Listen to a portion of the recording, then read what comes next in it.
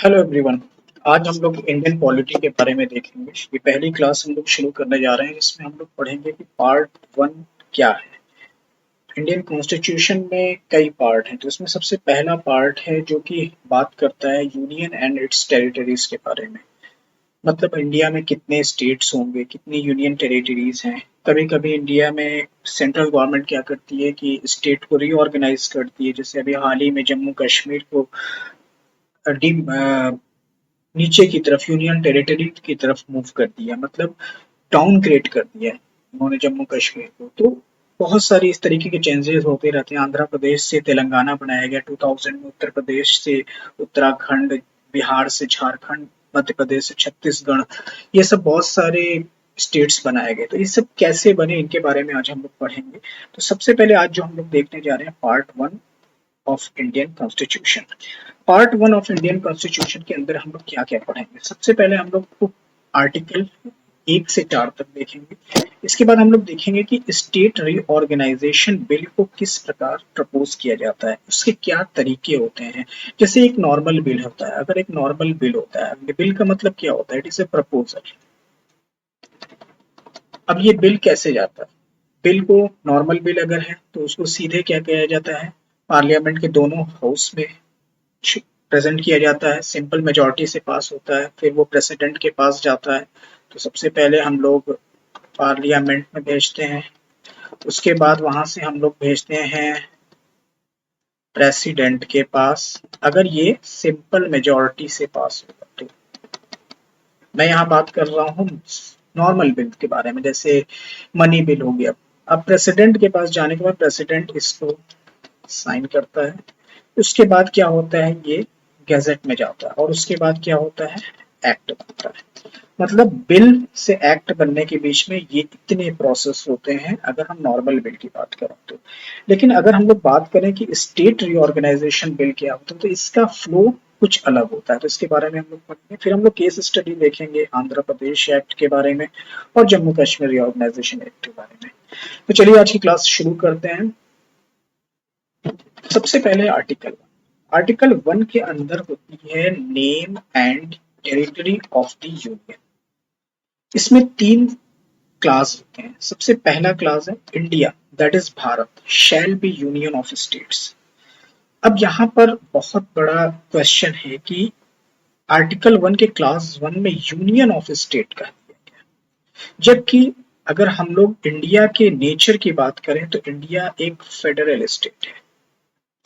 Federal state का मतलब क्या होता है, इंडिया में स्टेट्स हैं लेकिन यहाँ पर डेलीगेशन ऑफ पावर नहीं है, यहाँ पर डिस्ट्रीब्यूशन ऑफ पावर है। साथ ही साथ कुछ पावर सेंटर के पास भी होते हैं, मतलब कुछ पावर स्टेट के पास होते हैं, कुछ पावर सेंटर के पास होते हैं। लेकिन यूनियन ऑफ स्टेट शो कर रहा है एक यूनिटरी पावर को, जहां पर स्टेट्स को पावर डेलीगेट किया जाता है। जैसे United union states of America में, यूएसए में क्या होता है कि यूएसए में जितनी भी स्टेट्स थे वो सारे स्टेट्स एक साथ बैठे, उन्होंने कहा कि हम लोग एक कॉन्स्टिट्यूशन बनाएंगे और सभी स्टेट उस कॉन्स्टिट्यूशन को फॉलो करेंगे। तो अमेरिका के अंदर सभी स्टेट्स के अपने अपने कानून हैं और इसके अलावा एक सेंटर का भी कानून है। लेकिन वो स्टेट कभी भी चाहे तो अमेरिका के कंट्री से बाहर हो सकते हैं, उनके पास ये भी राइट होता है। लेकिन इंडिया में ऐसा नहीं है। इंडिया के जितने भी स्टेट्स हैं they are not incorporated in Indian state without their agreement. Means there's no agreement for the formation of for the uh, constituency of these states inside the India. मतलब इन states को India में रहना है, इसके लिए उनसे कोई एग्रीमेंट लिए नहीं लिया गया। They are the part of India and they cannot take out themselves from this country. So India is the union of state. Now coming to the point whether the name is India or Bharat. Lots of debates are going on. In 2016, a person named from the Maharashtra, I think from Maharashtra, that person approached to the Supreme Court and asked that the name of India should be Bharat because it shows the culture of India. But Supreme Court said that was a PIL filed into the Supreme Court. Supreme Court said that you are coming with your emotions. So don't file any PIL that is related to your emotion. File that PIL that is used for the upliftment of the country, for the removal of corruptions in the country. But don't file PIL that is related to the motion. So this PIL was rejected. But again in 2019, a person from Puducherry, he approached to Supreme Court and asking the name of Bharat to be changed to Bharat, or asking the name of India to be changed to Bharat.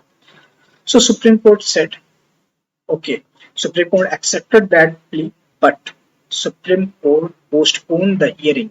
Supreme Court ने hearing को postpone कर दिया.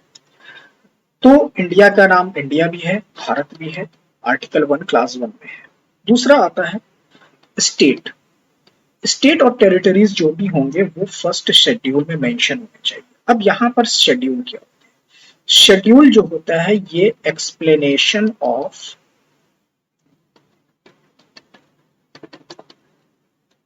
Article होता है.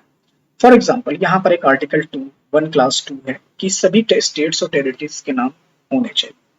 अब अगर सभी territories और स्टेट के नाम, टोटल हमारे पास 28 स्टेट्स और 8 यूनियन टेरिटरीज, अगर इनके सारे के नाम यहाँ पर लिखेंगे तो दैट इज पॉसिबल नहीं है, ये पॉसिबल नहीं है.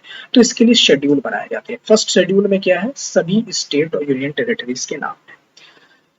तीसरा आता है the territory of India shall comprise the territories of states, union territories specified in the first schedule and such other territories में बी एक्वायर्ड. इसका बेस्ट एग्जांपल है आपका पुडुचेरी. पुडुचेरी सबसे पहले ये फ्रेंच गवर्नमेंट के अंदर आता था, ये ब्रिटिश का कंट्रोल में नहीं था, ये फ्रेंच कंट्रोल में था. जब 1947 में देश आजाद हुआ, कंट्री को इंडिपेंडेंस मिली, तब क्या हुआ? फ्रेंच गवर्नमेंट और इंडियन गवर्नमेंट के बीच में एक एग्रीमेंट साइन, ठीक है, एक एग्रीमेंट साइन हुआ.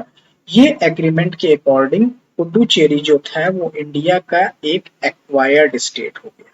क्या हो गया? Acquired state.